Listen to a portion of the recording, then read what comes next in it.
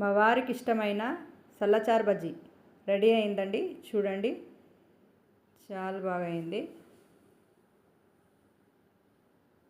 నా స్టైల్లో సల్లచారు బజ్జీ ఎట్లా చేస్తారో చూపిస్తా రండి. ముందుగా కావాల్సిన పదార్థాలు: 4 పచ్చిమిరపకాయలు ఉప్పు వేసి గ్రైండ్ చేసి పెట్టుకున్నానండి. దీంట్లో 4 గంటల పెరుగు,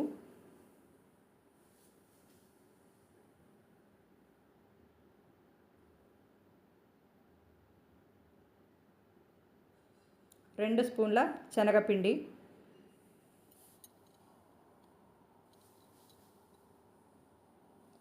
కొంచెం శొంఠి కచ్చాపచ్చగా దంచుకున్నాను. కొంచెం ఘాటు ఉండాలంటే ఇది వేసుకుంటే బాగుంటుంది.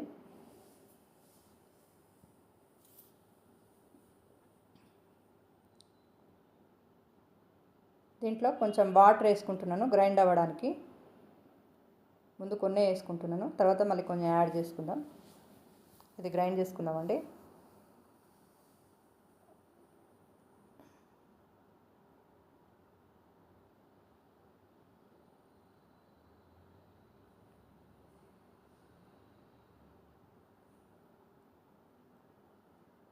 ఇది మంచిగా గ్రైండ్ అయిపోయింది.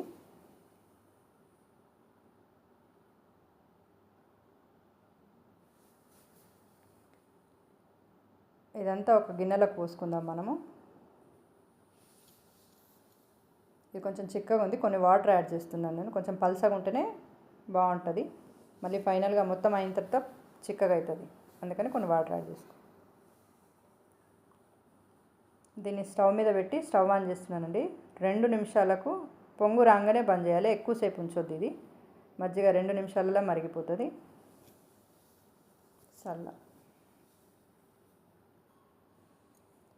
ఈ లోపల 2 స్పూన్ల శనగపిండి,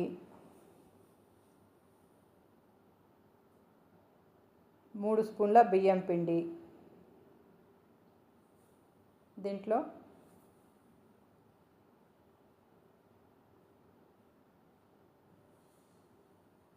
కొంచెం ఉప్పు,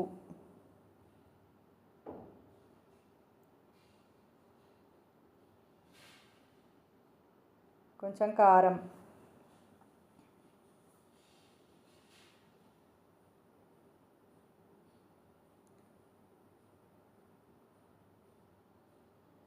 కొంచెం సోడా.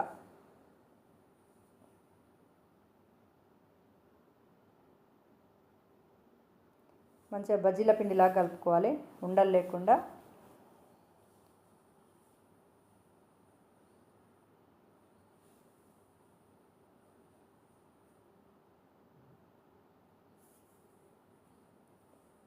కావాలంటే కొన్ని నీళ్ళు పోసుకోండి. మళ్ళీ బజ్జీల పిండిలాగా కలపాలి మంచిగా.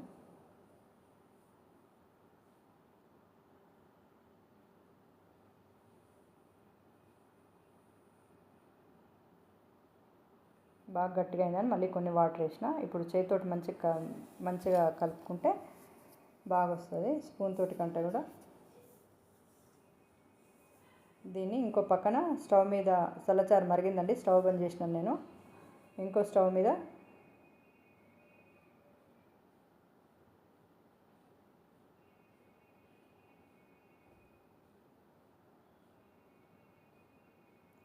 మీద కడాయి పెట్టేసాను. నూనె కూడా వేడెక్కిపోయింది.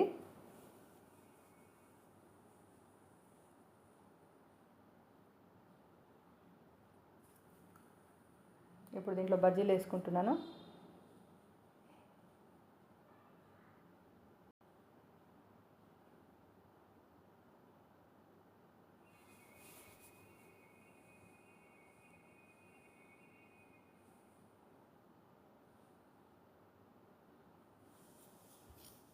చల్లచారు అయిపోయిందండి అది.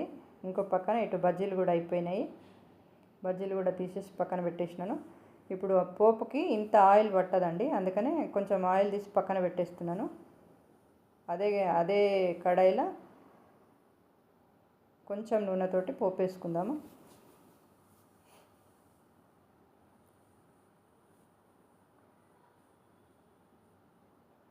ఆయిల్ తీసేసిన, కొంచెం ఆయిల్ పెట్టిన. దీంట్లో జీలకర్ర, ఆవాలు, ఎండుమిరపకాయలు,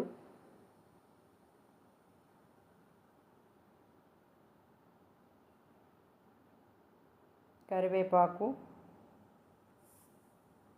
కొత్తిమీర, సన్నగా తరుక్కున్న కొత్తిమీరని మంచిగా కలుపుకొని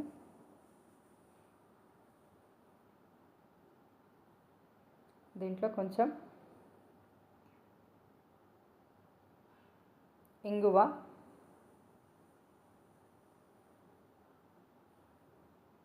కొంచెం పసుపు, ఇది కొంచెం మంచిగా కలిపేసి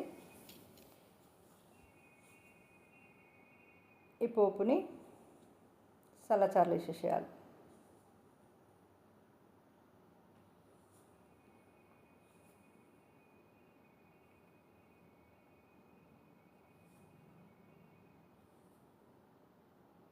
ఇది ఒకసారి మంచిగా కలిపేసి దీంట్లో బజ్జీలు వేసేసినామంటే